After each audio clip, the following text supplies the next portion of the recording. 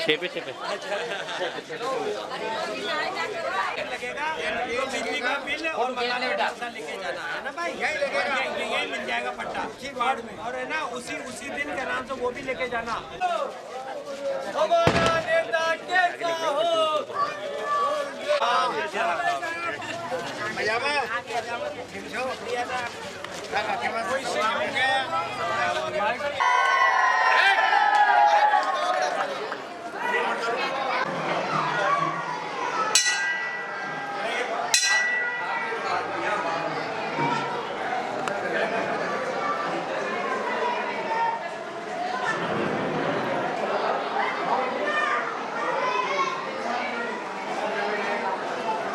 कोटा उत्तर विधानसभा क्षेत्र की तस्वीर आपको दिखाने की कोशिश करूं तो ऐसा लगता है जैसे कि चुनावी साल में पूरी तरह से इस विधानसभा क्षेत्र में माहौल चुनावी हो गया है। देखिए आप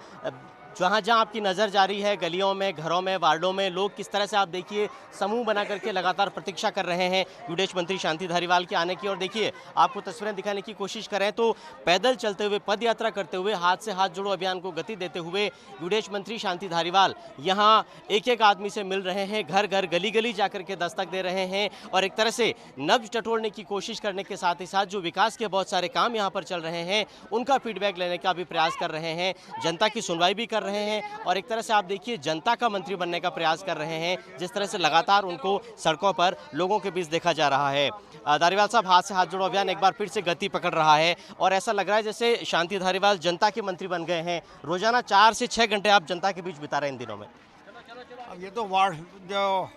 हाथ से हाथ जोड़ो का जो प्रोग्राम राहुल जी ने चालू किया है उसको इम्प्लीमेंट करने के लिए हम घर घर जा रहे हैं, 3 घंटे सुबह, 3 घंटे शाम को।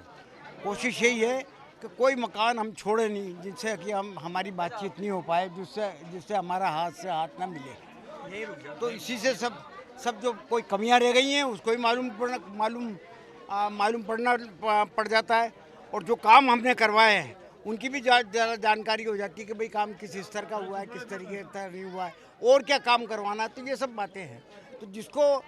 गहलोत सरकार जो है फ़ायदा देना चाहती है वो फ़ायदा उनको मिल रहा है या नहीं मिल रहा, इस बाबत भी जानकारी हो जाती है।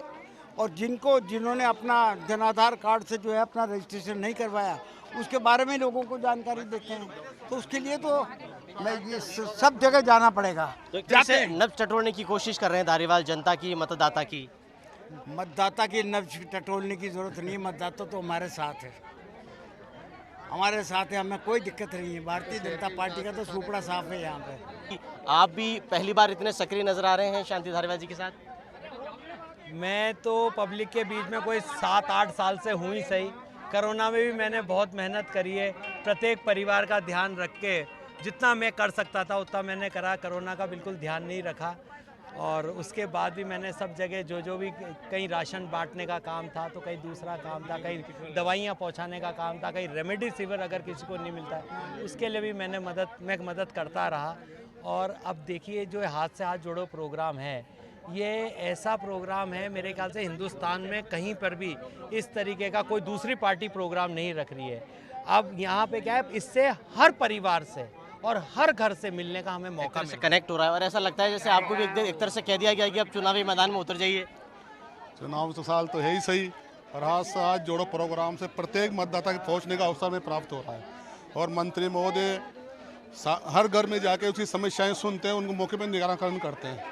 और जनता का जो आपको प्यार देखने को मिल रहा है भरपूर। जनता के प्यार और आशीर्वाद की बात कार्यकर्ता से लेकर के नेता तक कह रहे हैं और विदेश मंत्री शांति धारीवाल और पीसीसी के सदस्य अमित धारीवाल लगातार कोटा उत्तर विधानसभा क्षेत्र में इस हाथ से हाथ जोड़ो अभियान को गति दे रहे हैं और साथ में ये दावा कर रहे हैं कि जिस तरह की विकास की और जनकल्याण की योजनाएं इस सरकार ने चलाई है उसके बूते ये सरकार एक बार फिर से सत्ता में वापसी करेगी और आम जनता और मतदाता विकास के इन कामों से बेहद खुश है। दावा ये भी किया जा रहा है कि कोटा उत्तर शायद प्रदेश के कुछ ऐसे इकलौते विधानसभा क्षेत्रों में है जहां पूरे इलाके में सीसी सड़कें हो गई है, तो जो विकास के काम है उनका फीडबैक लेने के साथ ही सियासी नब्ज भी धारीवाल लगातार टटोलते नजर आ रहे हैं। अब देखना होगा कि हाथ से हाथ जोड़ो अभियान की ये पूरी की पूरी मेहनत